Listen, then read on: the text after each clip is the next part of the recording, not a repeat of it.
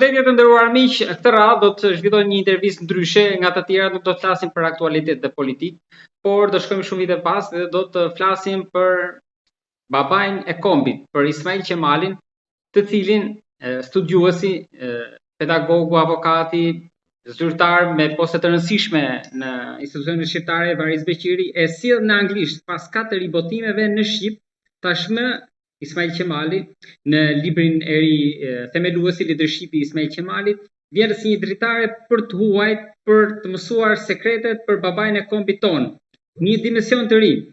Zoti Beqiri, përshëndetje dhe faleminderit. Përshëndetje, faleminderit ju për ftesën, kënaqësi. Cilat janë faktet që të huajt do mësojnë për Ismail Qemalin tashmë në anglisht pas 4 ribotimeve në shqip? Ju e keni sjellë në një mënyrë më të përmbledhur edhe me fakte historike të reja, por çfarë do mësojnë ata? Po, shiko, ka shumë gjëra për të mësuar, për Ismail Qemal Vlorën, ka shumë gjëra për të mësuar për historinë e Shqipërisë, ka shumë gjëra për të reflektuar edhe për aktualitetin, për leadershipin, për politikën, për historinë. Pra, është një libër i cili të jep mundësinë që ti të kesh një këndvështrim për atë moment të kyç në historinë e Shqipërisë, që është pavarësia, pra që është lindja e një shteti, lindja e një kombi, dhe një ngjarje jashtëzakonisht e rëndësishme për çdo komb. Dhe sidomos për ne shqiptarët dhe për kalvarin e gjatë dhe për atë historinë që ne e dim të gjithë shumë të vështirë që ne arritëm të ta finalizonim me pavarësinë, pra ishte një moment jetë e vdekje, ajo shfallja e pavarësisë tonë. Pra, o bëhesh në atë moment, o s'bëhesh më. Kështu që patjetër që Ismail Qemali, si një nga personazhet kyç dhe më të rëndësishëm të asaj periudhe, pra i cili finalizoi, arriti që atë lëvizje kulturore, atë lëvizje që fillon me rilindjen me rilindjen kombëtare në fundin e shekullit 19 dhe në fillimin e shekullit 20, arriti që ta kanalizoi në një lëvizje politike dhe ta bëjë të suksesshme dhe në fushën e politikës, sepse deri atëherë kuptohet që ishte një Shqipëri shumë e prapambetur. Deri në momentin e shpalljes pavarësisë, Shqipëria nuk e shikonin si një provincë të harruar të perandorisë osmane. Ajo shpreha e famshme edhe Bismarckut që përdoret ndonjëherë pra si një nocion gjeografik, askush nuk shikonte aty një komb, një shtet që mund të kishte një të ardhme në Evropë, në këtë kontinent të vjetër. Kështu që mendoj se ishte një sfidë shumë e madhe dhe vështirësitë ishin të jashtëzakonshme. Kështu që prandaj them që është një moment i rëndësishëm historik, por jo vetëm për shqiptarë, por edhe për të huajt, për të kuptuar historinë tonë, për të kuptuar dhe historinë e këtij rajoni të Evropës jurlindore. Pra për të kuptuar dhe vetveten, dhe evropianët dhe amerikanët apo kushdo tjetër, mund të gjej shumë gjëra aty të ngjashme edhe me historitë e vendeve përkatëse. Patjetër që ne kemi specifikat tona, se ne vinim nga një pushtim i gjatë, rreth 400 vjeçar e kusur, edhe kështu që patjetër që Shqipëria kishte përballë, prandaj them që ishin vështirësi thuajse të pakalueshme për disa. Pra shikoni si thonin disa, kur ra kjo Turqi e madhe, si do ekzistojë një Turqi e vogël këtu në Shqipëri. Ata që ishin, po themi, kundërshtarët e pavarësisë dhe ata mosbesuesit, e thoshin këtë bile se kanë thënë vetë shqiptarët, e thoshte edhe Esat Toptani këtë, e ka thënë në për intervistat e tij, Esat Pash Toptani në atë periudhë. Pra si mund të rezistojë një Shqipëri e vogël, thotë ai? Një Turqi e vogël kur ra Turqi e madhe. Nuk ka të ardhmë, thotë.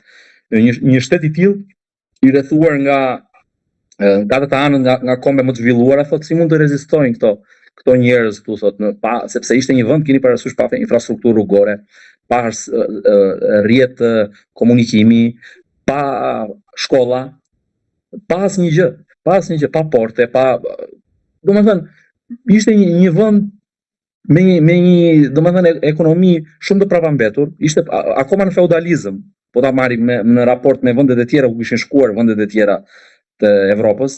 Pra nuk i kaluan ato stadet që të tjerët i kishin prekur disi, po themi ato fazat e rëndësishme, kemi rilindjen evropiane që solli një zhvillim të madh pas mesjetës, ishte periudha e errët, kemi rilindjen evropiane që lulëzojnë gjithë Evropën, ndërkohë që ne e humbëm sepse ishim në perandorinë osmane. Tani, patjetër që në këtë libër unë jam përpjekur që nëpërmjet një qasjeje të re metodologjike, pra kjo mënyrë të shkruar nuk është përdorur asnjëherë në Shqipëri për figura të tjera historike, për së vërtetës, dhe unë për herë të parë kam sjellë patjetër në botimin shqip këtë mënyrë të parit të historisë, pra nëpërmjet leadershipit, po duke nxjerrë në pa vlerat, meritat, modelin e leadershipit të Ismail Qemal Vlorës, por patjetër edhe ato gabime që mund të ishin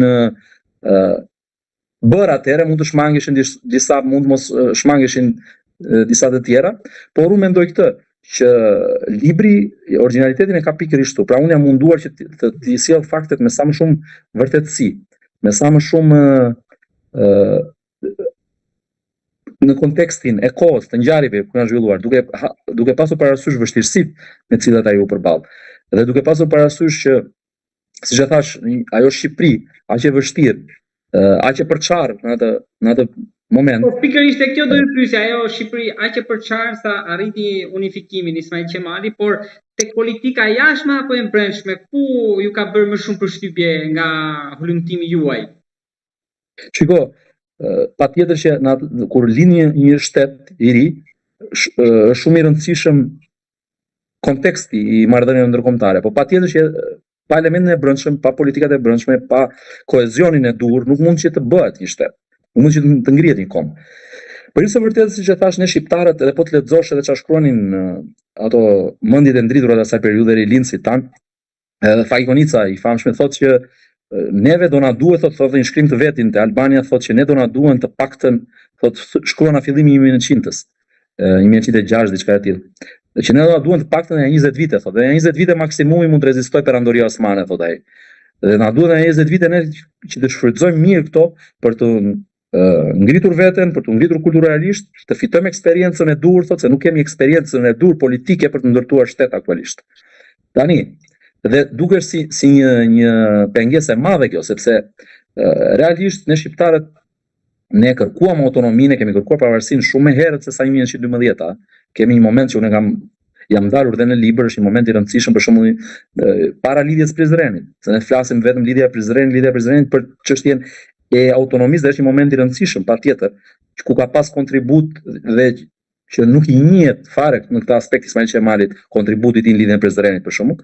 Por po të lexoni ju, është një autore turke që unë jam referuar dhe kam lexuar me kujdes studimin e saj. Esma Karadaga ka shfrytzuar arkivën turke, ka bërë një studim goxha të rëndësishëm, dhe ajo thot pikërisht një arsye se Ismail Qemali u internua në periudhën, është internuar 7 vjet nga Sultan Abdulhamiti II, përveç të tjerave, një nga arsyet kryesore ishte sepse ai në Stamboll ishte udhëheqës dhe luante rol kyç dhe në lëvizjen kombëtare shqiptare, dhe turqit nuk e donin në atë moment, se dihet që lidhja e Prizrenit erdhi patjetër dhe me përkrajën e perandorisë osmane, sepse ishte momenti i luftës me Rusin, kemi Kongresin e Berlinit, kemi atë nënshtrimin e Turqisë, e perandorisë osmane ndaj kërkesave të Rusisë, pastaj kemi ndryrjen e Britanisë të Francës që sollën atë rregullimin, po themi, rregullimin e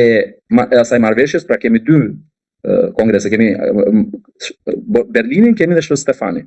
Pra të dyja këto marrëveshje bën të mundur që perandoria osmane të dilte disi më e fortë, jo ashtu siç e donin ta shikonin rusët, por i dhanë një dorë perandorisë anglezët dhe francezët, dhe i dhanë mundësinë që të dilte me dinjitet. Në momentin që ajo e mori veten, atëherë patjetër që e shtypi lidhjen e Prizrenit dhe nuk donte që ta çonte më tej, pra ishte një lëvizje për autonomi. Por dhe aty ky udhëheqës shqiptar ka luajtur një rol. Mos të shkojmë më tej pastaj 1860-ën. Dhe aty Ismail Qemali ka pas një rol ku ka qenë vetëm 20 vjeç në lëvizjen kulturore, në përkrajën e alfabetit shqip, të gjuhës shqipe, pra kërkesave që bënin ndaj perandorisë osmane për më shumë të drejta për shqiptarët e kështu me radhë, bashkë me patriotët e tjerë shqiptarë në Stamboll, kuptohet. Tani, patjetër që ishte një gjë shumë e vështirë, duke pasur parasysh të pravambetit që ne përmendëm dhe mosbesimin në radhë të parë dhe të vetë shqiptarëve, duke pasur parasysh situatën, duke pasur parasysh që një pjesë e popullatës kishin humbur dhe identitet, një pjesë të identitetit të tyre. sepse nuk është pak. 400 vjet, 4 shekuj e kusur, afro 5 shekuj. Kështu që në këtë situatë, në këtë përçarje të përgjithshme, në këtë mungesë dhe ca thoshin si do bëni ju të mundur, janë dhe shumë mosbesime që vinin dhe nga faktorët e tjerë që donin fuzën e përçarjen nëpërmjet fesë, që thoshin ju shqiptarët jeni një shumicë musliman, po keni dhe të krishterë, po keni dhe ortodoksit brenda krishterëve, keni dhe katolikët. Si do bëni ju një shtet unitar duke qenë kështu të përçarë dhe nga ana fetare, duke veriu në një anë, jugu në anë tjetër, me këto dallime që keni, dhe pikërisht Ismail Qemali këtë i tregoi botës, pra që ne shkojmë përtej këtyre dallimeve, ne nuk dhe ajo slogani i famshëm apo ajo moto e famshme e feja shqiptarit të shqiptaria që thot Vaso Pasha, u kthye dhe u bë realitet pra me pavarësinë. Pavarësisht problematikave pastaj që erdhën më pas, por gjithsesi shqiptarët u treguan atë moment në lartësinë e situatës. Pra, arritën që t'i tregonin botës, sepse duhesh një shembull, siç tham, është politika e jashtme, por është dhe e brendshme, nuk bëhet pa faktorin e brendshëm. Duhet t'i tregonin botës që po, ne kemi aftësitë e duhura për të ndërtuar shtet, për t'u vetë qeverisur. Zoti, tek libri për të huajt, ju i tregoni vetëm pjesën e dritës apo ka dhe hije? Shiko, unë mendoj se nuk ka personazh i shmanget drithijeve, por në rastin e Ismail Qemalit, dhe kjo është një konstante, nga të gjithë ata që janë marrë me figurën e tij, që kanë studiuar figurën e tij, unë mendoj se ka shumë dritë dhe ndriçon shumë. Aq shumë sa disa ndoshta dhe i verbon çika i ndriçimi i tij, edhe duan që ta mbajnë çik më në errësirë. Dhe kjo është vret vazhdimisht në historinë 113 vjeçare të shtetit pavarur shqiptar. Po të shikosh mënyrën se si e kanë trajtuar figurën e tij. Por për të huajt unë mendoj se ka gjëra shumë interesante. Unë jo më kot po të shikosh që e kam librin këtu dhe po ta shikoni, që në kopertinë kanë vendosur një shprehje shumë të bukur, të Charles George Gordon, është heroi i Britanisë së Madhe. Gordon Pasha quhet ndryshe, heroi i Kartumit, Gordon Kinezi i thon ndryshe, një personazh jashtëzakonisht i rëndësishëm për Britaninë, po dhe për botën, i cili i thot Ismail Qemali në një letër të 1877 i thot unë ju kam thënë gjithmonë, i thot, se kishte një miqësi që lindi që nga momenti kur Ismail Qemali, se edhe ky fakt që ne as e përmendim fare, Ismail Qemali është shqiptari i parë që ka drejtuar një organizatë ndërkombëtare. Dhe jo, nuk po flas për një organizatë do si do, po flas për një ndër të parat organizata në rang botëror, që është Komisioni Evropian i Danubit. Pra ishte një komision që u ngrit pas Traktatit Parisit, pa me njerë pas mbarimit të luftës ruso-turke, dhe kishte si synim të siguronte rrjedhën e Danubit, tregtin, dhe ishin gjitha superfuqitë e kohës, ishte Rusia, Perandoria Osmane, Franca, Prusia, Italia, pra të gjitha këto superfuqitë, Austro-Hungaria, ishin përfaqësuar me niveli më të lartë të diplomatëve të kohës, njerëz të shquar, siç u përmenda Charles George Gordon ishte antar dhe ky. Keni baronin von Radovic, Maria von Radovic, si më vonë do të bëhesh jo vetëm ambasador dhe i deleguar, i ngarkuar me punë në Stamboll, por do të bëhesh dhe ministri i jashtëm i Bismarckut, ishin miq të Ismail Qemalit. Ndërkohë Ismail Qemali ishte president i Komisionit Evropian, ishte shumë i ri në atë periudhë. Po flas në vitet 1870, 1872, për 2 vite ka qenë me mandat antar i Komisionit Evropian dhe president i Komisionit Evropian të Danubit. Dhe Gordon i thot, ju kam thënë gjithmonë, i thot Charles George Gordon, heroi britanisë, i thot, ju kam thënë gjithmonë, ju dhe e mendoj akoma, thot, ju do bëni njeri i madh, thot, por ruani nga aventurierët. Dhe shkëmbenin korrespondencë me njëri tjetrin, shkëmbenin letra që janë shumë interesante. Por jo vetëm kjo, keni shkrimet të personazheve të tjerë të famshëm të kohës që flasin për Ismail Qemalin, keni një Roland Desmarais, një shkrim shumë të bukur të 1909-s, që është një poet, shkrimtar, publicist belg, shumë i njohur. Në Le Matin shkruan një artikull në 1909 për Ismail Qemalin dhe thotë, ai jetoi 8 vite në Bruksel gjatë periudhës që u arratis 1900-1908 nga Perandoria Osmane, kur u larguan në Stamboll me shumë bujë. Dhe thotë, se ne na pëlqen më shumë çfarë thon të huajt, ne shqiptarët e kemi këtë kompleksin e inferioriteti dhe prandaj po i përmend këto, gjithmonë po them unë ose po thënë një tjetër thotë ja ky është nga Vlora, po ky është nga kjo dhe mburin këto vetë janë lokalistë, janë kështu. Por po më mirë të flasim, prandaj po tregoj të rast të flasim me këta njerëz çfarë thon këta që kanë qenë asnjëanës, thjesht e kanë njohur përgjatë jetës, ka pas miqësi me shumë burra të shquar Ismail Qemali. Dhe ndërta po ju përmend disa dhe thotë Demaresi thotë ishte një njerëz thotë që kishte miqësi me të gjithë ata që kishin një emër në politikën evropiane të kohës dhe botërore, se kuptohet Evropa atëherë ishte qendra, këtu ishin perandoritë kryesore, Amerika akoma nuk ishte hyrë fuqishëm në fillim të viteve 1900 në skenën ndërkombëtare. Dhe Demaresi ka një artikull të jashtëzakonshëm, shumë të bukur kur përshkruan Ismail Qemali, thotë bisedat me të njohuritë e tij për politikën ndërkombëtare.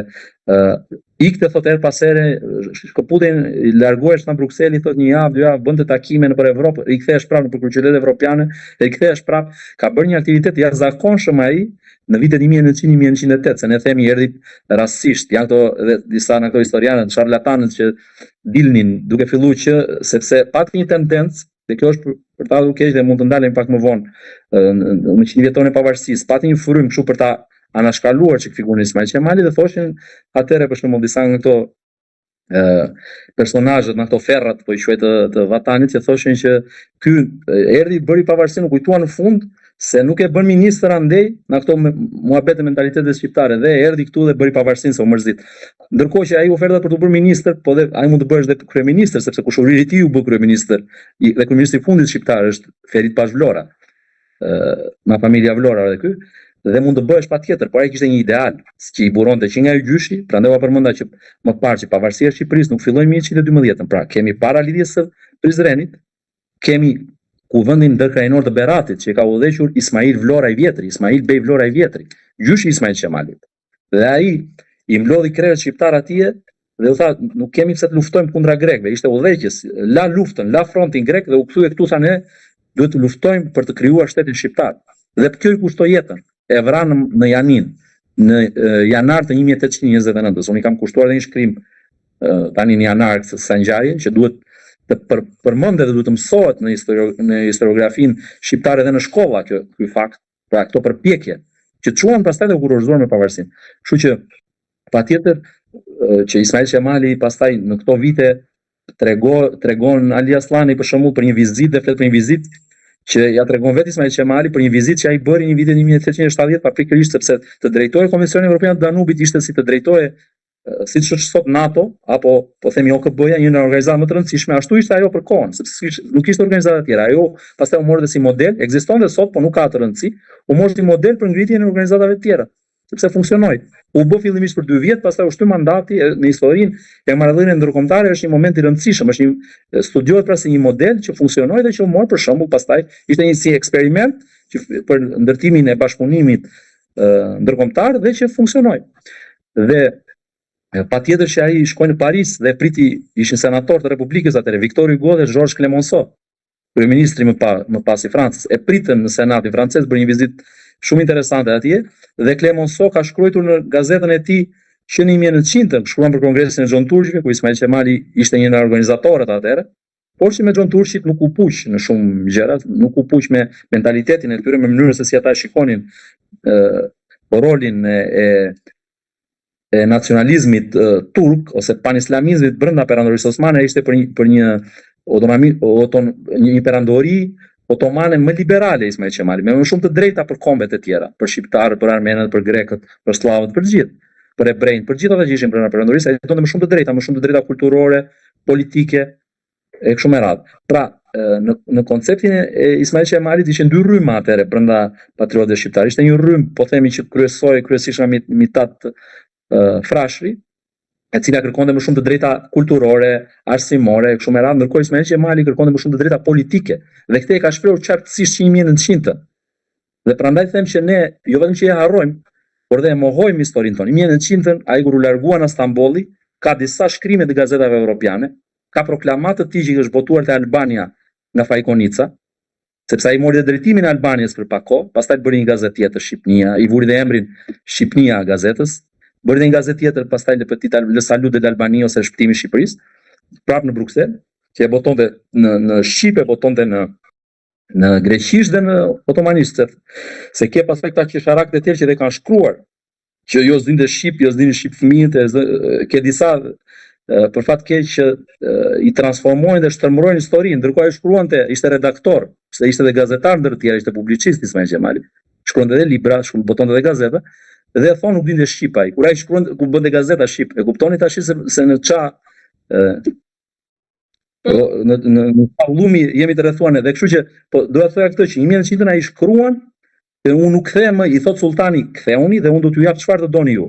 Pra, e çoi guvernator të Tripolit në Libinë e sotme, nuk e pranoi atë pozicion se e shikonte rrezikun sultani donte ta eliminonte, për shkak të ideve që ai kishte, pra ideve liberale të Ismail Qemalit, po dhe kërkesave të vazhdueshme për më shumë të drejta për shqiptarët. Dhe ai shkruan dhe është pasuruar në disa gazeta evropiane kjo. Unë nuk kthehem thot. Dhe bëri buj, ka shkruar edhe New York Times i 1900 për largimin e tij, se u ndihmuan britanikët dhe unë kam nxjerrë së fundmi dhe gjithë dosjen e britanikëve për këtë moment, dhe ishin dosje jashtëzakonisht interesante. Dosja e arratisjes së Ismail Qemalit dhe ndihma që ata i dhanë. Dhe këtu mund të ndalemi për të parë pak se si e shikonin ata, si e shikonin britanikët figurën e tij. Dosja e më pas aty, por që ta mbyll këtë fjalinë, pra në 1900 ai shkruan, unë nuk kthehem thot në perandori derisa ose nuk ju garantuan të drejta dhe udhtim thot Shqipërisë, thot, po nuk u bën investime në infrastrukturë dhe po nuk u vendos gjua shqipe si gjuhë zyrtare thot. Janë të shkruara këto, janë kërkesa zyrtare të tij. Pra të shkruar edhe në media. Tani ne themi, u kujtuam të fundit, u kujtuam parafundit Ismail Qemali doli rastësisht aty, ishin këto se ju përmenda më parë 2012 bëheshin edhe këto emisionet e famshme, se s'duhet të përmenda semrat se janë këto gazetarët janë akademikë që unë i quaj e kanë shitur shpirtin shejtanit, po kemi edhe gazetarë këtu që janë të shitur, si thoshte Indro Montanelli, një gazetar i pasur, ja ka shitur shpirtin shejtanit, nuk është ai më, është shërbëtor. Pra drita e atij verbonte jo vetëm Enver Hoxhën e të tjerët, por edhe në deri në 2000. Po Enverin e Saliun, ti marrim me radhë po duash zog që duhet filloj që na zog, po nëse. Mund të ndalem pak dhe aty. Por do të thoya këtë dhe thoshin atëherë që Ismail Qemali është një shtetar, çfarë ishte? Ishte shtetar shqiptar apo otoman. Kur ai shkruan, kemi gjetur dhe kemi dhe dokumente që kemi që kur ka vajtur në Bruksel në 1900 është regjistruar vendlindja e tij, Vlorë, Shqipëri. Pra, 24 janar ka lindur ai 1844 dhe ka regjistruar atje është me shkrimin e nënpunësit që ka bërë regjistrimin dhe janë dhe djemtë e tij, se ishte bashkë me 3 djemtë që në ato vite, sepse ka kaluar një kalvar të jashtëzakonshëm vuajtjesh ai. Një jetë plot me sakrifica për kauzën kombëtare dhe për idetë e tij demokratike liberale. Dhe e ka regjistruar vendlindjen Vlorë, Shqipëri në 1900. Ndërkohë që Shqipëria ishte në perandori osmane. Akoma, dhe ai nuk e shkruante perandori osmane, por e shkruante Vlorë Shqipëri. Pra, ishte shqiptar kur nuk ishte Shqipëri Ismail Qemali. Tani, këta thonë, disa nga këta që bënin ata emisione shumë tendencioze, gjoja duam të zbulojmë të vërtetën, mos ta shikojmë Shqipërinë, atë historinë, se është dhe kjo tendenca, ne duhet të shikojmë me mendim kritik, jo ti mitizojmë. Po nëse po themi të mitizojmë, ne duhet të themi të vërtetën dhe duke menduar në mënyrë kritike, po jo duke shtrëmëruar faktet, jo duke shkruar nëpër libra, siç doli edhe një libër atëherë në 2012, që thoshte për pavarësinë, pra, që thoshte iku në 1914 Ismail Qemali kur dha dorëheqjen si ktheu më syt në Shqipëri.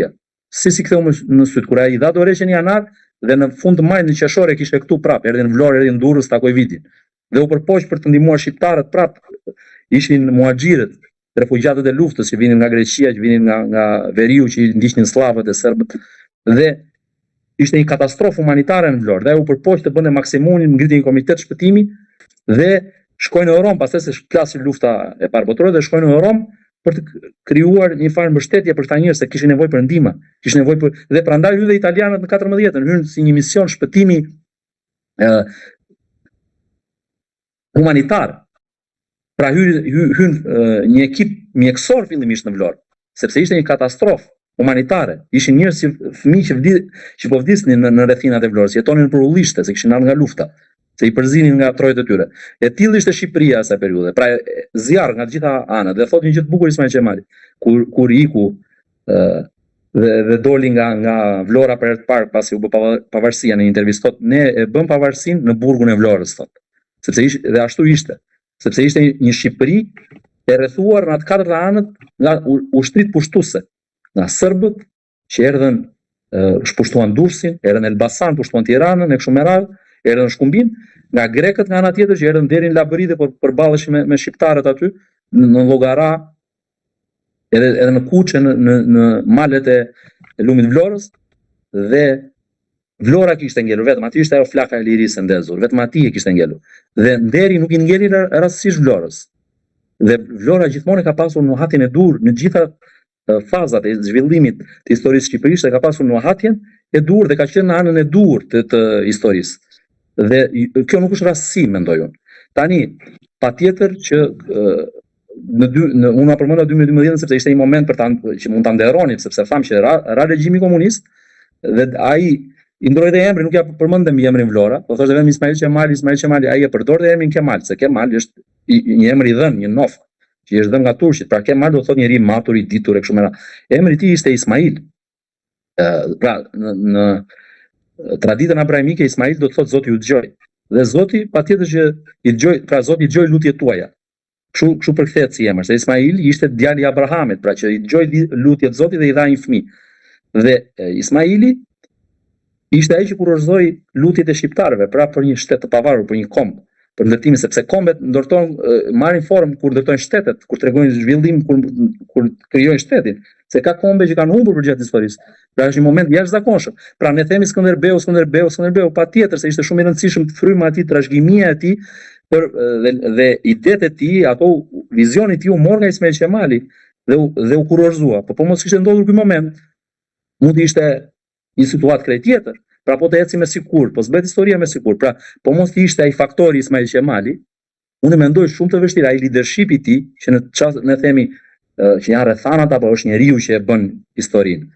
Unë mendoj se pa njeriun e dur dhe koha kërkon, pra kohët e vështira kërkojnë kolos, kërkojnë gjigant. Dhe Shqipërisë shqyr që u gjet ky njeri në atë moment me këtë staturë të madhe, me këtë njohje në rrethet ndërkombëtare të diplomacisë, të politikës, që e bëri të mundur realizimin, sepse nuk shikonte, u thash edhe nuk shikonte asnjëri në një shtet në territorin, në atë prapambetje. Bires është e bukur një episod që tregon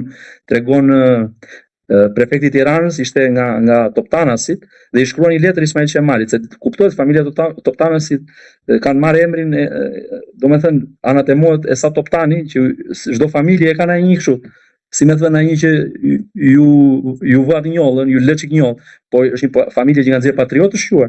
Dhe një nga ata që drejtonte në atë periudhë në Tiranë dhe komunikonte me Ismail Qemalin, I thotë që në një nga ato letrat që shkruan I thotë që serbët erdhi këtu, komandanti serbëve thanë ne erdhëm këtu, I thotë ky thotë që këtu në Shqipëri nuk keni turqi, se prandaj u ngrit flamuri para se të bësh në Vlorë, u ngrit në 25, po tash shikoni 26, u ngrit në Tiranë, në Kavaj, në Peshin, në Durrës, dhe I thotë që këtu në Shqipëri, se u bën me porositë Ismail Qemalit, që kur të vinë serbët, se ishin te porta serbët, kur të vinë do të thoni që këtu në Shqipëri nuk është Turqi. Prandaj u ngri flamuri, para se të bësh në 28 në Vlorë. Dhe ai thotë, ne kemi ardhur, I thotë, po çfarë do bëjmë ne këtu, thotë, sepse këtu është vetëm një tokë, thotë, që s'ka as rrugë, një tokë e shkretë. Dhe mos shikoni Shqipërinë tanishme, atëherë ishte moçale, ishte këneta, ishin malet, pa rrugë, pa porte, siç u thash, pa asnjë gjë, prapambetje jashtëzakonshme, njerëz të varfër, të harruar, dhe I thotë, çfarë do bëjmë ne këtu, dhe I thotë, ore çfarë shteti keni bërë ju, shteti bëhet njëri thotë kur bëhen rrugët, bëhet shkolla, bëhet arsimi, zhvillohet ekonomia dhe pastaj ndërtohet shteti. Ndërkohë ne shqiptarët o e bënim, prandaj thash, o e bënim ose e bënim dot më në atë moment, sepse Turqia deri në moment fundit nuk donte të na lëshonte. Dhe prap nuk e pranoi pavarësinë. Dhe Ismail Qemali prandaj nuk fliste, ishte shumë I kujdesshëm në pikpamjen diplomatike, I themi jo kërkoi autonominë se s'toshte pavarësinë direkt. Pa I nis në Stambolli në 1912 pra në nëntor.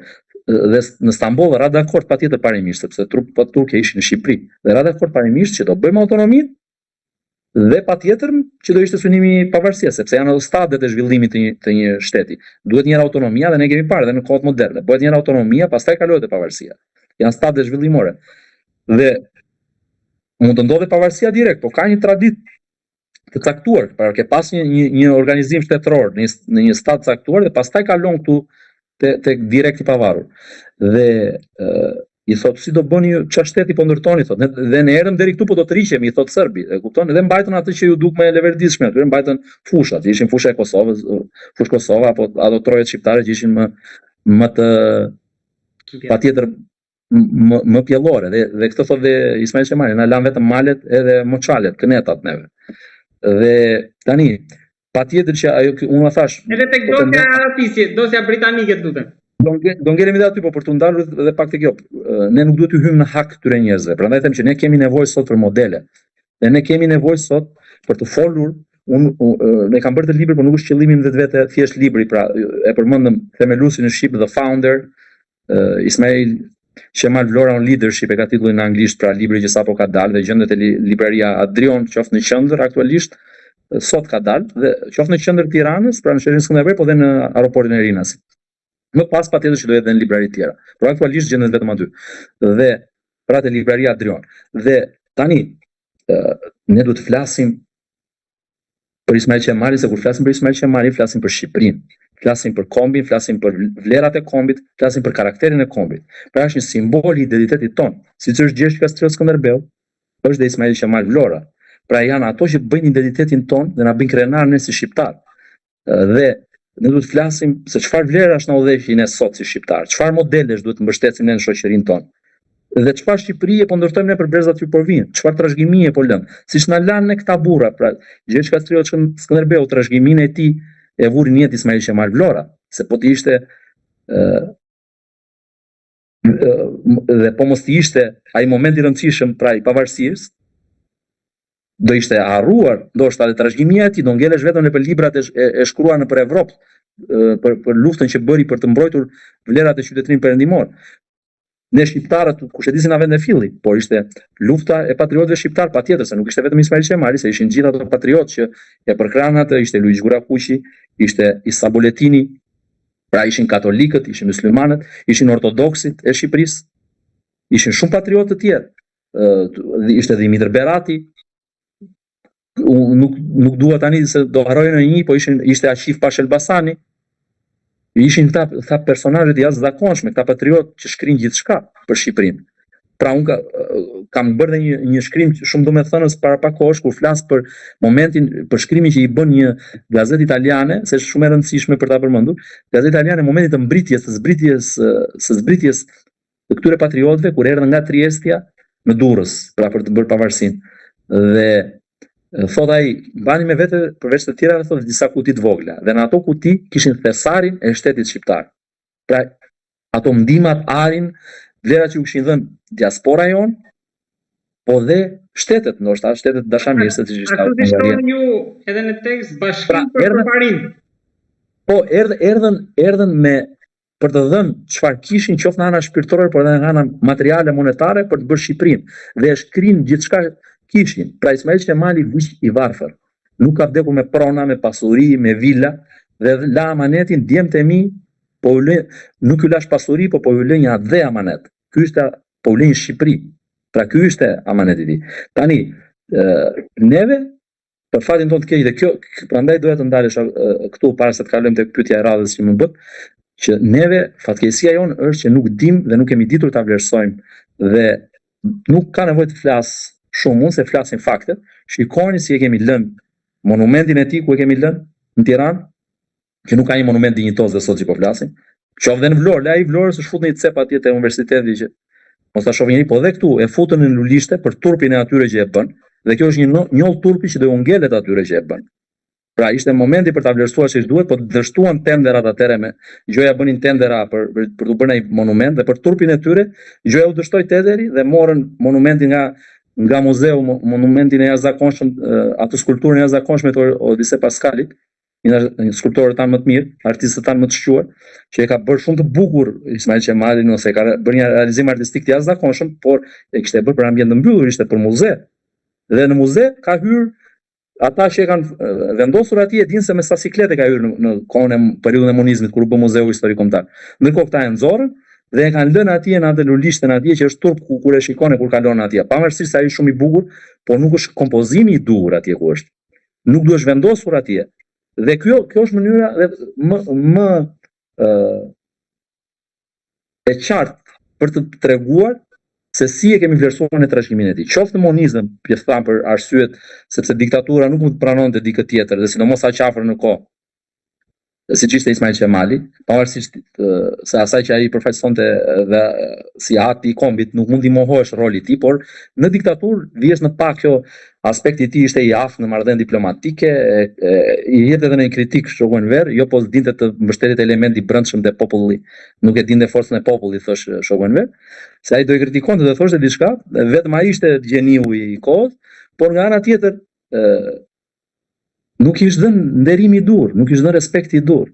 Dhe mos të kesh një monument dinjitos që ai duhet të ketë një muze të dedikuar atij për veprën që ka lënë. Një mauzole, ne kemi bërë muze për personazhe të tjerë. Me kaq dokumenta sa ju keni mbledhur dhe informacione mund të ishte një muze për Ismail Qemalin, me gjitha dokumentat. Korrespondencën, çka kam bërë unë mund të jetë një gjë shumë e vogël në raport me atë çka ka dhe me trashëgiminë që ai ka. Është një gjë shumë e vogël kjo që kam mbledhur unë apo që kam bërë unë. Pra oqeani nuk është zbuluar i gjithë. Po absolutisht do mendosh një pikë ujë në oqean, kjo që kam zbuluar, që kam bërë unë, është një gjë shumë e vogël në raport me vlerat që ai ka dhe në raport me arkivat çfarë shejnë. Ke arkivat otomane që janë shumë pak të eksploruara, po patjetër ato austro-hungareze që duhen eksploruar më shumë apo evropiane në tërësi.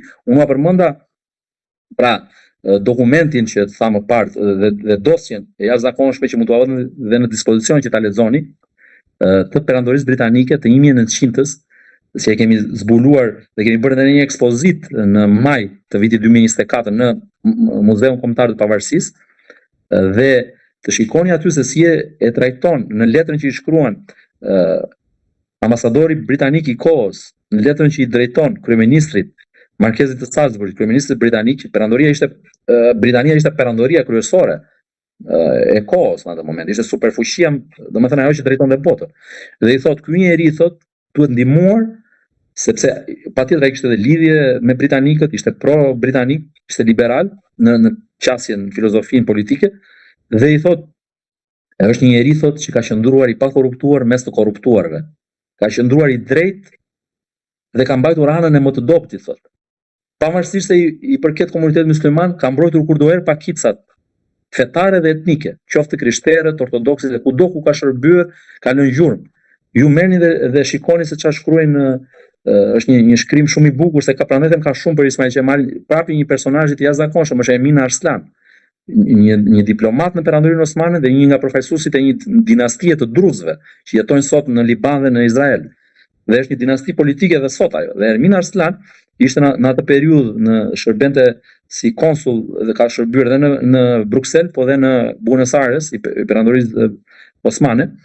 Dhe ishte mik i Ismail Qemal dhe ishte njohur kur Ismail Qemal ishte guvernator i Beirutit dhe i Sirisë. Dhe thot, ka njohur në një moment të vështirë në kuptimin sepse ai i vajti për t'i qarë hallin dhe është një histori shumë e bukur që tregon karakterin e tij. Pra ai nuk pyeti as për karrierën e tij, Ismail Qemali, as për të ardhmen politike e karrierës politike apo të mendonte për interesin e tij të ngushtë personal, por e ndihmoi një TV që donte një nga ato njerëzit e fuqishëm të kohës, i preferuar sultanit, erdhi, që po i bie shkurt muhabetit se i kam dhe kësaj historie i kam dedikuar një shkrim dhe mund ta lexoni, gjendet lehtësisht në web. Dhe donin t'i merrnin pasurinë, pra atë që i takonte. Pasi i vdiq bashorti, vjen kunati dhe donin t'i merrte pasurinë. Dhe të gjithë i kishte bler ai, se ishte vinte nga Stambolli, ishte i preferuar i sultanit, përveç Ismail Qemalit. Dhe ky vetë i shan hallin e Emin Arslan, ishte 20 ca vjeç, i thot, vetëm guvernatori mund na zgjidh me besim te ky thot. Me këto abuzime thot si mund të ecim përpara, i thot, perandoria ose ne si njerëz popujt perandorisë. Dhe i thot Ismail Qemali ri këtu, i thot, dhe do ta zgjidhun këtë çështje. Dhe e thret atë dhe i thot, derisa të jem gjallë, do të ndjek këmba këmbës nëse ti kërcënon një grua të pambrojtur. Sa ti më njeh, i thot, se kush jam dhe nuk kam frikë na askush, i thot. Kështu që shko dhe bëj atë që duhet bërë. Dhe ai jo thot, nuk është e vërtetë, të hiqet me njerëz si frikacak, si të riqen frikacakët, pra ata që bëjnë të fortin me të dobtin dhe të dobtin me të fortin. Edhe i thot, jo s'është e vërtetë dhe vetë të riqet dhe fiton ai, po ishte një femër shumë e bukur, Leila, dhe ai e krahason Ermin Aslani atë me statujën e Venusit të Milos, që është në Muzeun e Luvrit. Dhe e tregon shumë bukur të histori dhe gjatë një vizite që bën bashkë me Ismail Qemalin, e tregon duke ilustruar dhe vizitën që bën në Muzeun e Luvrit në Paris. Pra, një personazh i tillë i këtyre dimensioneve, patjetër që u bën hije individëve që kanë, domethënë shikojnë vetëm me dyshim. Dhe ne kemi pasur për së vërtetës personazhe kanë qeverisur Shqipërinë që me shumë dyshim e kanë parë vetëm po dhe të tjerët, pra me mungesë besimi te aftësitë e tyre. Dhe patjetër që ky burr u bën hije. Por për tu vlerësuar është një gjë. Vendosja e portretit të Ismail Qemalit në vitin 2013 në zyrat e shtetit shqiptar, që dhe atëherë sa e kundërshtuan, po jo pse do vihet ky, po të vihet në një tjetër, është gjesti më fisnik, mendoj unë, në 113 vite Shqipëri, është gjesti më fisnik në respekt të figurës së Atit Kombit. Pra është gjëja më dinjitoze që është bërë ndonjëherë, pra vendosja e portretit të tij dhe na bën nder të gjithëve ajo. Dhe duhet ta mbajmë me nder atë portret dhe jo ta abuzojnë ata, sepse ai qëndron, unë e kam pasur në zyrën time kur isha drejtues në administratën publike shqiptare, dhe në sytë e Ismail Qemalit ne duhet të mbajmë gjallë ëndrrën e tij për një Shqipëri evropiane, për Shqipëri demokratike, dhe jo të abuzojmë apo të vjedhim Shqipërinë në sytë e tij. Pra ua tregova edhe një herë, ai ja dedikoi jetën Shqipërisë, idealit të tij, dhe jo më kot populli e ka quajtur profit, thot Ali Aslani. Nuk e më bukur se çka ka thënë ai, nuk e ka thënë njeri. Ish profit, emri tia ish profit dhe pra emri tia i vërtet, thot ai, është nëntor 28. Ish profit dhe mbet profit, pra ish profet dhe mbeti profet. Pra Ismail Qemali nuk është quajtur kot, nuk e ka quajtur populli, nuk kam quajtur unë. Dhe nuk ja heq dot njeri këtë, pavarësisht inateve, smirës apo çfarë do lloj gjëje që unë nuk jam kundra dhe zbulimit të vërtetave historike, por duke qëndruar strikt të vërtetës. Pra historia duhet të ripar, duhet të përdorur qasje të reja metodologjike, siç e thash unë, jam përmendur nëpërmjet teorive të leadershipit, pra duke folur për vizionin, duke folur për karakterin e tij, duke folur për komunikimin, duke folur për menaxhimin e krizave, për trashëgiminë e leadershipit të tij. Pra nuk është thjesht një narrativ tradicionale e historisë, por është një portret autentik. Unë e kam sjell atë me kundërshtrimin e këtyre teorive. Pra një Ismail Qemal vlora bashkohor. Pra me qartësi strategjike, me aftësi të jashtëzakonshme për të ndërtuar konsensus në atë Shqipërinë e vështirë. Pra me doktrinë të qartë politike, një diplomat të jashtëzakonshëm. Pra ai politika e tij e jashtme është një doktrinë politike, mendoj unë, e pa analizuar sa duhet nga ne, pavarësisht se ne atë vazhdojmë ta ndjekim edhe sot. Kur bëri Shqipërinë Ismail Qemali, në dokumentat e para që janë telegramet që ajo çon kancelarive evropiane, thotë këtë: ka lindur një shtet i ri si një element ekuilibri dhe paqe në rajonin e Ballkanit. Dhe këtë rol ka Shqipëria, nuk ka ardhur as për të kërcënuar kënd, as për të marrë kujt tokat, por për të mbrojtur atë që është e veta. Dhe është një shtet multifetar, thotë. Ne nuk jemi thjesht një si thonë në paraqesin e si një shtet i prapambetur shumë musliman. Ne do t'i mbrojmë të krishterët, thotë, dhe qeveria e tij është qeveria më e jashtëzakonshme që ka prodhuar në Shqipëria. I ket të gjitha komunitetet fetare, të gjitha krajinat e Shqipërisë të përfaqësuara në mënyrë më të jashtëzakonshme. Por çfarë do të bëj? Për të folur për Ismail Qemalin nuk do mjaftonin ditë dhe muaj, por të lutem qofse, sepse ju keni bërë një punë të mrekullueshme dhe përgëzime më të mira, am listoni dot disa nëse mund t'i themi sekrete, detaje të panjohura në aspektin e tij familjar, shoqëror, miqësor, pra diçka që ju ka mbetur në mendje nga hulumtimi, nga kërkimet e arkiva, që nuk kanë dalë shumë mirë, pra Ismail Qemali ndryshe. Patjetër, shumë mirë që ma bë këtë pyetje. Shiko, ky botim patjetër që është një kontribut shumë i çmuar, mendoj unë, jo vetëm për historinë tonë, për leadershipin historik shqiptar, që ne kemi nevojë, thash dhe një tjetër, për modele në shoqërinë tonë, dhe për të folur për modele të dhura, për modele që kanë karakter, modele që kanë formuar karakterin e kombit, sepse Ismail Qemali, si thoshte edhe në amik Delvina, është një lëndë e shkrirë me kombin shqiptar. Pra është një, kur themi Shqipëri, themi Ismail Qemal Vlora, kur themi Flamur, themi Ismail Qemal Vlora. Pra janë të lidhura, janë simbioz, nuk shuputen dot ato. Kështu që patjetër që ka shumë gjëra, por unë do thoja këtë, që përveç shqiptarëve, ky është një kontribut shumë i vlefshëm dhe për diplomacinë kulturore shqiptare, për të përshuar vlerat e shqiptarizmit dhe në botë. brenda diskurseve, brenda diskutimeve globale për leadershipin, për historinë, për shëndërtimin. Pra është një ftesë dhe për reflektim, edhe për këtë krizën e ndërgjegjes ose krizën e udhëheqjes që ne përjetojmë sot në kohën tonë. Pra duhet folur, duhet diskutuar për këto modele, për çfarë kemi ne nevojë, sepse kemi nevojë ne sot më shumë se ç'kan nevojë ata, pra si thuaj për Molierin dikur, pra që thoshte Franca, pra lavdia e tij nuk ka nevojë për ne. Ne kemi nevojë për lavdinë e tij, pra për Ismail Qemalin. Ne do kemi nevojë dhe gjithmonë ka përqen kështu, pra për trashëgiminë e tij, për idetë e tija, për modelin e tij, duhet flasim dhe duhet edukojmë brezat me këto modele. Tani, patjetër që ka gjëra shumë interesante, për shembull është një episod që unë duhet ta tregoj këtu. Për shembull, shumë i bukur dhe besoj se ju e keni lexuar atë ngjarjen, kishte një humor të holl Ismail Qemali, ishte shumë i zgjuar, ishte i aftë për të dhënë përgjigjet aty për aty me batuta të jashtëzakonshme. Dhe ka disa momente kështu që të flasim për zgjuarsinë e tij, po mund t'u tregoj një dy.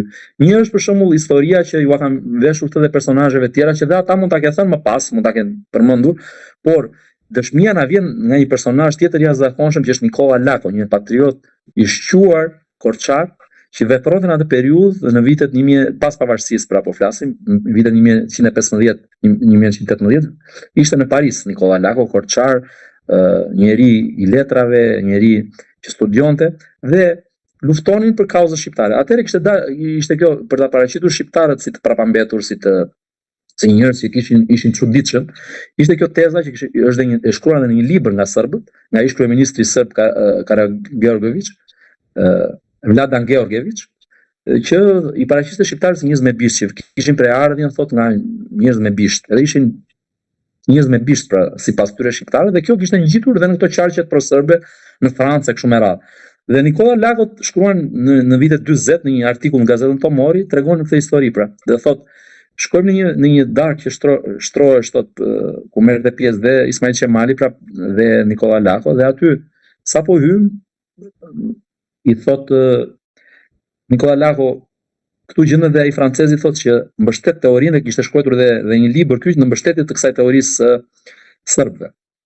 Që na ka bërë me bishti, thotë. Okej, thotë Ismail Qemali. Dhe sapo i sjellin një koltuk, thotë Ismail Qemal Vlorës për të ulur, ai thotë, po çu koltuku që nga ky, thotë, ku e ka atë, thotë, krabën që të varr bishtin, thotë, nuk është ashtu si i kemi ne në Shqipëri, thotë. Dhe të gjithë thotë sytë e atyre të pranishve shkojnë tek ky francezi dhe ai u vun siklet. Pastaj vazhduan darkën aty dhe një francez tjetër piu çik shampanjë, thotë, u vadit çik me shampanjë dhe filloi ta gacmonte Ismail Qemalin dhe i thotë, atëherë në atë periudhë, po flas në 1915-ën, Vlora ishte pushtuar, siç e thash, kishin ardhur italianë dhe i thotë ai më kanë thënë, i thotë që në Vlorë thotë keni mjalt shumë të mirë, kur do na çosh një ditë, i thotë që ta provoj mjaltin në Vlorë, thotë. Për ta gacmuar me ironi. Dhe i thotë Ismail Qemalit, po, i thotë, është vërtet, i thotë, por një herë për një herë, i thotë, me jemi këtu në Francë, i thotë, pim shampanjë më mirë. Ndërkohë, karajinë e shampanjës ato ditë e kishin pushtuar gjermanët, sepse ishte lufta e parë botërore dhe kishin hyrë forcat gjermane. Dhe i thotë, pim një shampanjë këtu, i thotë, dhe pastaj thotë, më vonë thotë, mund të shkojmë në Vlorë, thotë. Dhe vazhdon ai më tej, thotë, ore vërtet, thotë, ju shqiptarë, thotë, pas serbët, si thotë, ju keni bishtë, thotë, ndërkohë ju s'keni bishtë. Jo, i thotë Ismail Qemali, nuk është ashtu tamam, i thotë. Ne kemi një cop bishti të gjithë, thotë, po nuk e kemi aty ku mendojnë serbët. Edhe të gjithë thotë, filluan të qeshnin aty të pranishmit. Pra, tregon humorin, mori nota humoristike. Ose një moment tjetër kur u ndërtua Banka e Shqipërisë, gjendesh në një darkë të shtruar, ishte kryeministri i Shqipërisë, atëherë gjendesh në një darkë, e tregon Luiz Gurakuqi këtë episod në kujtimet e tij. Gjendesh në një darkë të shtruar në Rom. Dhe italianët aty me këmbguljen e tyre që i kërkonin që jo, banka duhet të bëhet nga ne, ata austro-hungarezën kanë tjetër nga ne, jo po duhet ta bëjmë të dy, jo do ta bëj njëri, jo do ta bëj tjetër. Pra kishin ato momentet pas e donte atë koncepcionin se cili prej tyre, po ndërkohë duhet gjetur edhe konsensus i dur. Dhe me batut Ismail Qemali u thot aty, thot gjatë darkës, i thot, ore, ne si musliman thot mund ta pranojmë që një burr thot të marrë 2 gra, thot, por që një grua të marrë 2 burra thot që ke vështirë për mentalitetin tonë. Dhe fillon qeshin do të pranishëm. Pra, ose episode të tjera që tregojnë në Vlorë, ose një moment tjetër për shkak që flet për situatën jashtëzakonisht të vështirë ku qeveriste ai, është momenti për shembull që tregon Vebi Dibra dhe këtë prapë është një dëshmi që vjen nga Ali Aslani, që ishte sekretari i përgjithshëm i Këshillit të Ministrave atëherë, poeti i shquar.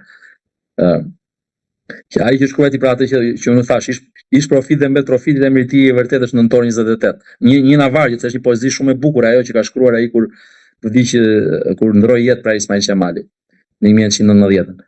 Dhe në janar, se ka vdekur prapë dhe në janar, në 26 janar zyrtarisht, 1990. Dhe i thot, një moment shkon një vizitë Vebi Dibra, ishte në atë moment pra dhe si më thënë drejtuesi i komunitetit musliman. Dhe shkon në një vizitë në Elbasan. Dhe kur shkon aty, myftiu i qytetit i kishte nxjerrë një fetva që thoshte nuk mundet që ne muslimanët të pranojmë një flamur që të ketë si simbol brenda tij të ketë një shpend, thotë. Për mentalitetin për ato fanatizmi fetar nuk mund të lejojë një diçka e tillë. Pra është anatemuar fillimisht flamuri kombëtar, ai që themi ne është flamuri më i bukur në botë. Këta fundamentalistët dhe fanatikët nuk e lejonte një shpend pra që të ishte si simbol i flamurit për konceptin e tyre që kishin në mënyrën se si e lexonin ata. Dhe i thot ai si t'ja bëj, thot Vebi Dibra, dhe e kërkon te telegrafi. Se telegrafi ishte atëre telefoni që kemi ne sot, apo rrjeti social i kohës, apo media më zhvilluar e kohës. Dhe i thot, hajde me mua, thot, shkojmë te zyra, thot Ali Aslani, dhe më merr me vete, thot, hajde me mua, thot. Edhe shkruaj, thot. Shkruaj, kthej përgjigje, thot Vebi Efendiu. Dhe i thot, dëgjoj, thot,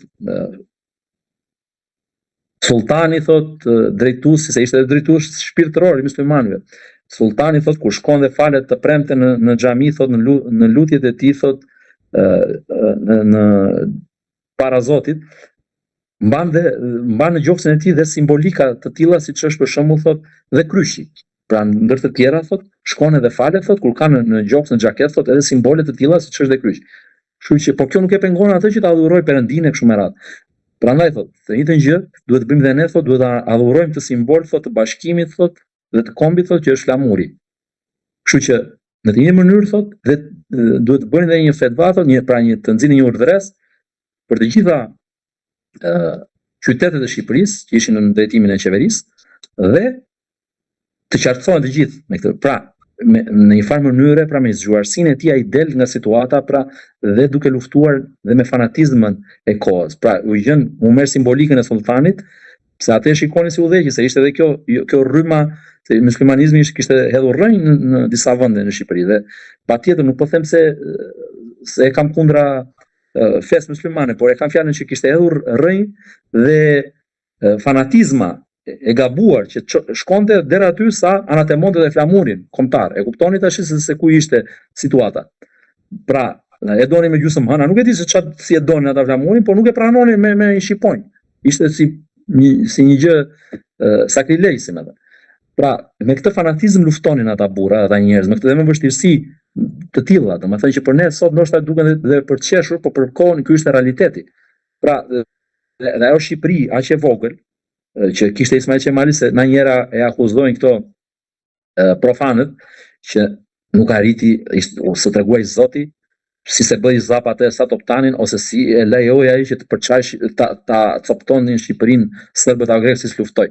Sepse janë jashtë realitetit, nuk njohin zhvillimet historike. Shqipëria s'kishte asur ushtri, as një lloj gjëje, as një lloj force, përveç të trupit edhe në i pushk që kishin shqiptarët, edhe trimërisë, edhe shpirtit tyre luftarak që kishin malsorët e veriut dhe ata të jugut. Kështu që kjo e mbajti Shqipërinë, ato male e shpëtuan, ato luftrat ndërshekuj, ajo luftë e jashtëzakonshme dhe ajo përpjekje titanike e kombit shqiptar u kurorzuar.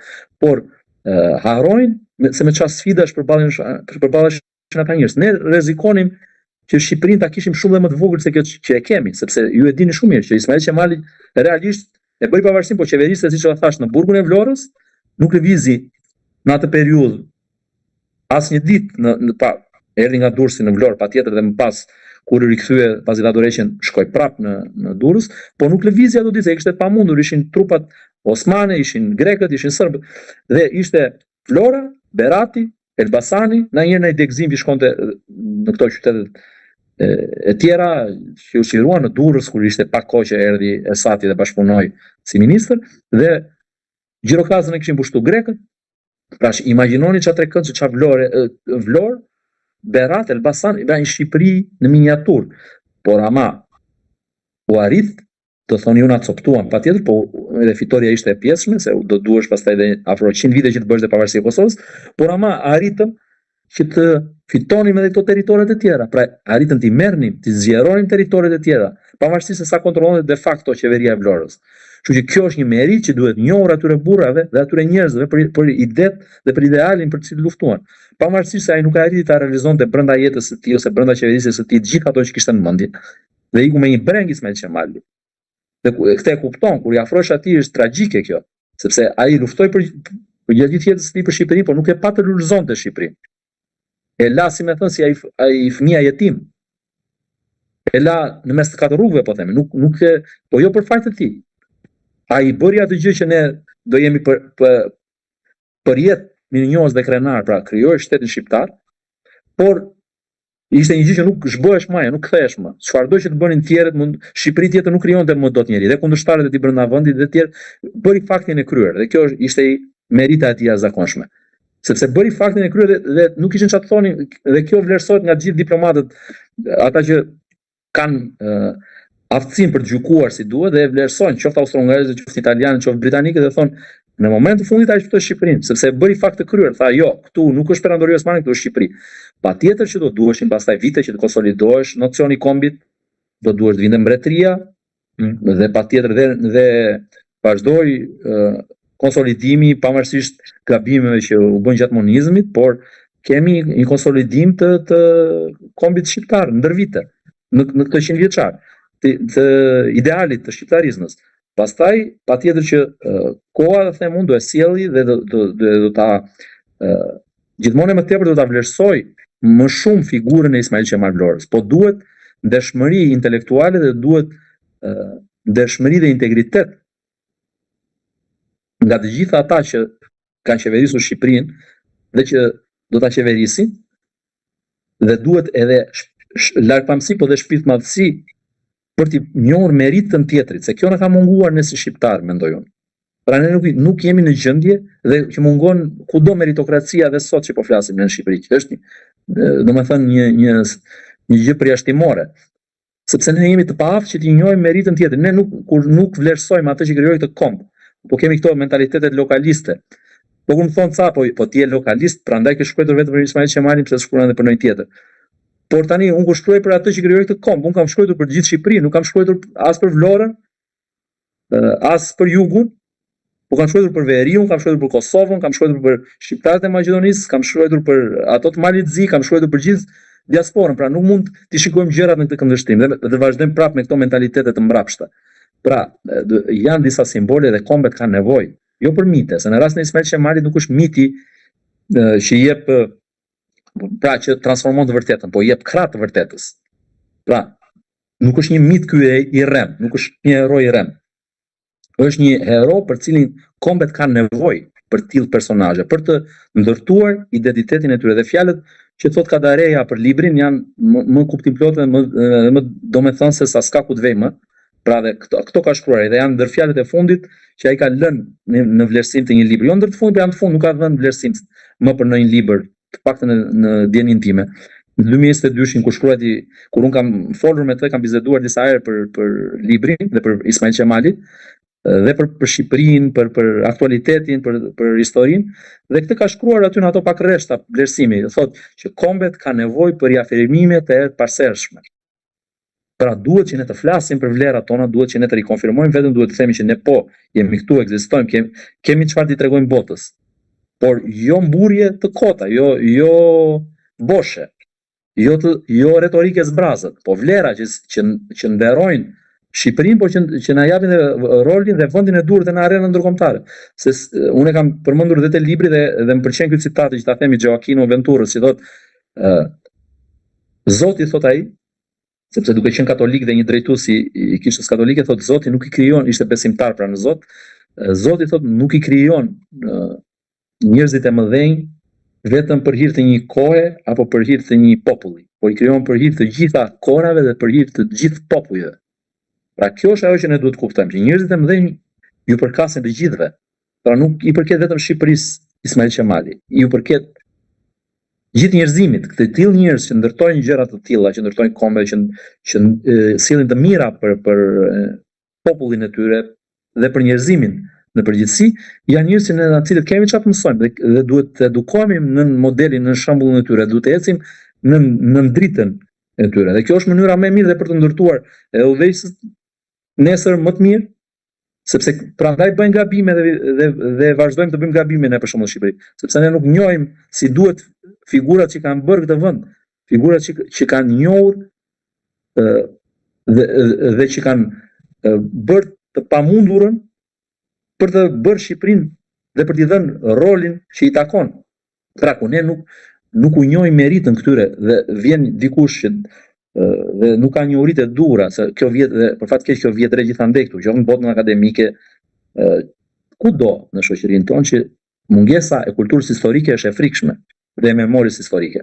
Kështu që kjo është një nga ato gjërat që pse themi që nuk ecin si duhet gjërat ato, po nuk ndërtohet asgjë për një ditë. Duhet hecësh mbi gjurmët e dikujt, duhet marrësh të mirat, patjetër kur janë dhe gabimet duhet analizosh gabimet, pse s'u bë kjo, si duhet të bërë më mirë, por ama duhet të ndrësh diçka mbi atë që ai ka bërë para teje. Pra dhe të japësh meritën për atë që ka bërë. Duke të falenderuar shumë për bisedën, me shpresën që në të ardhmen do kemi mundësi të flasim sërish për aspektet veçanta apo detaje për jetën e Ismail Qemalit. Unë të falenderoj shumë, të përgëzoj për librin edhe të uroj më të mira. Ju falenderoj unë shumë për intervistën, ishte kënaqësi, patjetër që ka shumë për të folur dhe është mirë që të flasim, siç e thash. Dhe unë këtë dua të nxis edhe nëpërmjet librit, të nxis të debatin, sepse flitet shumë pak për vlerat e këtyre njerëzve, për vlerat që ka nevojë shoqëria, për modelet që duhet na udhëheqin. Dhe prandaj shfrytëzoj rastin që t'ju falenderoj sërish, edhe ishte kënaqësi.